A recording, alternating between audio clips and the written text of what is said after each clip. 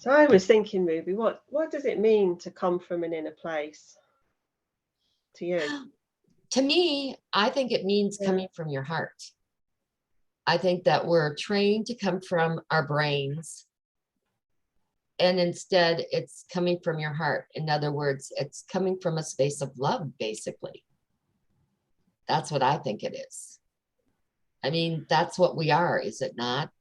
Our souls are basically love.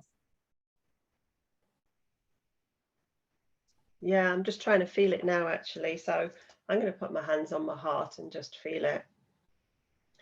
To me, the inner space, in a place, in a knowing, in a me,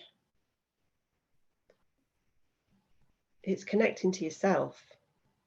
And everyone else, because we're all connected. Yeah, but actually not what's outside of me, but what's inside me. Mm-hmm. That's right. And that's love.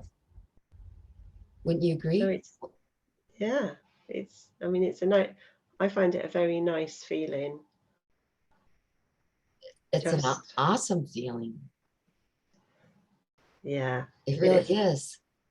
And it's like, if you could go there and be in that space all the time, imagine what could happen. And that's the goal, is it not? To always be coming from that space instead of coming from this, the brain. I once had a, I'm sorry. Yeah, sorry. Go ahead. No, I was going to say, I do, even when there's like chaos around me and I'm in a hurry and I'm trying to get out the door and I'm thinking, I've got to do this, I've got to do that, running up and down the stairs or whatever, I still try to stay connected in. But like you say, it's much harder when you're running around, because then suddenly your brain kicks in. Yep. And we've been trained. Yeah. Your whole upbringing is think about it, think about it. Now, did you think about that? Did you think? And then school is all about learning. You know, I mean, it is. It's just, how many times did your parents say, now that just shows you didn't think before you did anything? I had a healer once, and I'll never forget it. He said, the brain, no, this is how he said it. He said, the mind is a liar. And boy, did that resonate with me. I was like, wow. You know, when you think about it, the heart is the truth. The feelings that come from in the inner, like you're saying, the inner self, is the truth. But there is, apart from being able to pass exams, there is a purpose of having a brain, and it is, they are supposed to work in harmony. They just, the brain sort of has taken over and we've allowed it to, like it's the big supercomputer. But like you say, actually the supercomputer is the heart. And feelings. And how many times are people denied their feelings? I know I was numerous times in my life. You can't feel like that. You shouldn't feel like that. Why would you feel like that? Right? Yeah. And they're your feelings. How can they be wrong? That's how you're feeling.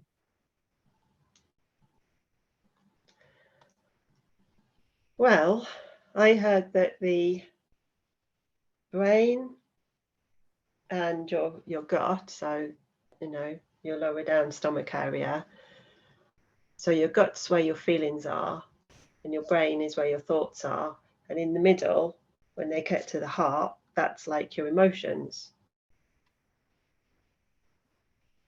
So it's like they're the heart is the combination of the two.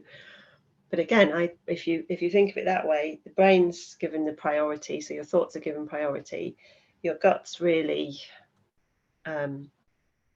your intuition. And if you think about it, in society, women are generally more intuitive than men.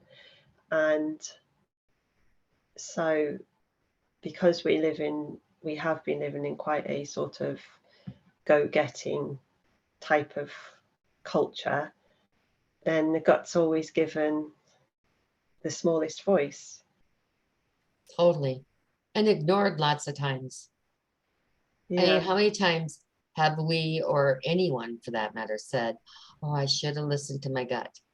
I had that feeling and I ignored it. I let my brain override my gut feeling. So I used to do a little game, and this was to try and use my gut. I used to drive to work in the morning before working from home was invented, and which is way better. Yeah. And I used to do this little game because as I was going to work, I could go two different ways, and one way would be better if the traffic was flowing a particular way, and then the other way would be better if less people had gone that way. And I used to say to myself, before I got to the point where you'd have to turn one way or the other, which way shall I go today? So it was a feeling exercise, because my brain would have always said, oh, go this way, that way is not going to be, that could be clogged, you could be stuck there for ages, you'll be late for work, blah blah. But I used to do this, and I used to, when they joined up again at another point, it was like in a roundabout. So when you crossed the roundabout, you got to see if the other way, if you looked right, you got to see if you were right, if there was less traffic coming from the right, or if there was more traffic and they were flowing faster from the right. So I used to practice that, and it was quite good fun. But that was a way of tapping into that intuition. That's true. That was like yesterday or Thanksgiving Day. So that would have been 2 days ago. I was going to the beach and I grabbed my keys and I got a hit that I should bring my spare key. And I thought, instantly the mind kicked in and thought, yeah, what do you need your spare key at the beach for? Type of thing. And Yeah. I thought, nope, I'm not ignoring it. I'm going to bring it. Because sure enough, if I don't bring it, I'm going to be there and I'm going to be really regretful at one point. So I did. I brought it. Did I need it? No. But that's okay. Because if I would have needed it, I would have had it. But I did. I got that hit right as I was grabbing my keys to leave to bring my spare keys. So, and like I said, I didn't need them, but I could have. So I've been trying to practice with paying attention to that more and living from that space more. And I've had that before where I was going somewhere and I was getting the hit to go somewhere else. Yeah, I get that sometimes. Yeah. And I went with going somewhere else and it ended up being beneficial.